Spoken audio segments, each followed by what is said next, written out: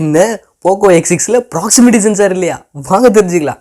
So நீங்கள் பார்த்துட்டு tech question Tamil. இன்னைக்கு நம்ம சேனலில் பார்க்க போகிறது ஏன் போக்கோ X6 சீரிஸில் வந்து ப்ராக்சிமிட்டி சென்சார் இல்லை அப்படிங்கிறது தான். ஸோ போக்கோ X6ல மட்டும் இல்லை, இன்னும் நிறையா ஃபோன்ஸில் வந்து ப்ராக்சிமிட்டி சென்சார் அப்படிங்கிறது வந்து கிடையாது. ஸோ நான் சொல்கிறது ஹார்ட்வேர் ப்ராக்சிமிட்டி சென்சார் தான் கிடையாது, அதுக்கு போல் சாஃப்ட்வேரில் இன்னொரு மேட்டர் வச்சிருக்காங்க.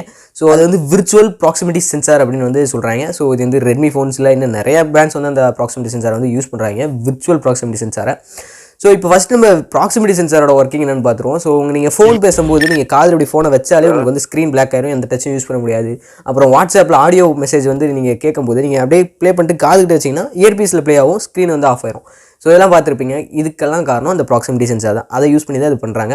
ஸோ அது எப்படின்னு பார்த்தீங்கன்னா, ப்ராக்சிமிட்டி சென்சாரில் ஒரு இன்ஃப்ராரெட் லைட் வந்து எமிட் ஆகும். அப்படி லைட் எமிட் ஆகும்போது உங்களுக்கு எங்கேயாச்சும் பட்டு அது ரிஃப்ளெக்ட் ஆச்சுன்னா அது வந்து டிடெக்ட் பண்ணும். ஸோ இப்போ நீங்கள் காதில் வைக்க போகிறீங்கன்னா அந்த லைட் இங்கே இயர்ஸில் பட்டு உங்களுக்கு மறுபடியும் அந்த ஃபோன் வந்து டிடெக்ட் பண்ணிடும், ரிட்டன் ரிஃப்ளெக்ஷன் வருது அப்படின்ட்டு. ஸோ ரிஃப்ளெக்ஷன் வருதுன்னா தான் அங்கே ஏதோ ஒரு பொருள் இருக்குது, லைட் ஸ்க்ரீன் ஆஃப் பண்ணிடும் அப்படின்னு ஆஃப் பண்ணிடும். ஸோ இதை தான் நீங்கள் கையை வச்சு 3 நாள் நடக்கும், இந்த மாதிரி விஷயத்தில் நடக்கும்.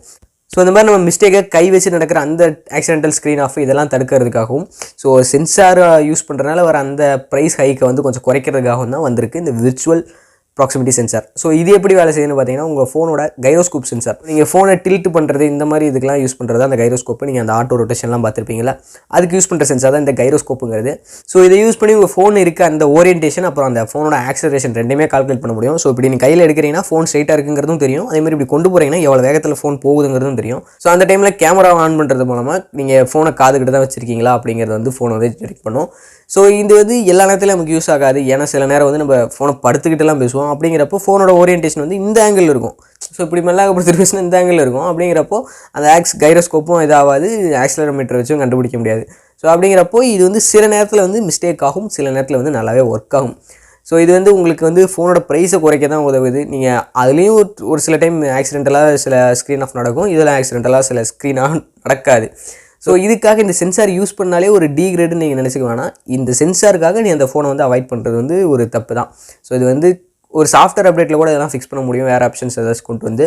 ஸோ அப்படிங்கிறப்போ நீங்கள் கவலையப்பட தேவையில்லை. இன்னும் பல ஃபோன்ஸ் வந்து இந்த சென்சார் தான் யூஸ் பண்ண போகுது இந்த ஃபியூச்சரில். ஒரு விஷயம் சொல்ல வேணும். ஸோ இந்த கொஷினை கேட்டது வந்து நம்ம சப்ஸ்கிரைபர் ஒருத்தர் தான். ஸோ ஃபைனலி கொஞ்சம் ஹாப்பியாக இருக்குது.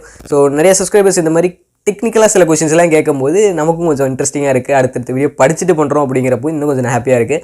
ஸோ உங்களுக்கு ஏதாச்சும் டவுட் இருந்துச்சுன்னா மறக்காமல் இதே மாதிரி கமெண்ட் பண்ணுங்கள், உங்களுக்கான வீடியோவும் வரும்.